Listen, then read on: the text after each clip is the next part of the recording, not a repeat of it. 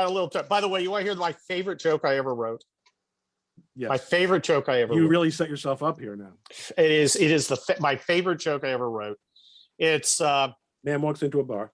Well, close. It's guys, we all know what happened in Sodom. What happened in Gomorrah that's so bad no one will ever talk about it?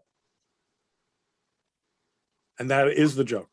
That is the joke. It's so funny bad as hell, and it's funny. It's so bad that we don't even want to talk about Gomorrah. Exactly. Sodom fronting for Gomorrah.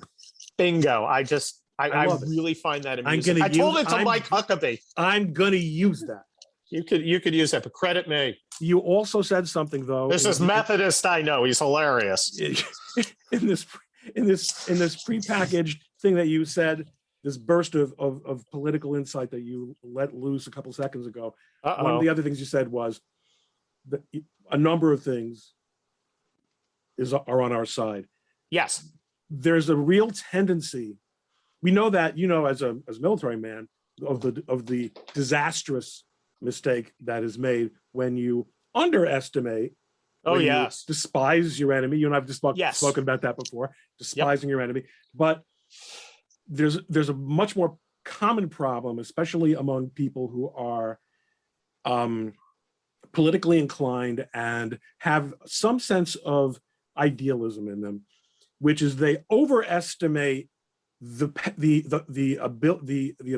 forces of their enemies and the advantages of their enemies, and fail to recognize what a good situation they themselves are in, because everything's not going their way, and they're only feeling the pain of the things that are falling apart. Yeah, I think you and I have the advantage that we're litigators. You ever had a perfect case? If you did, you had it for 10 minutes because then you settled it for $1 million.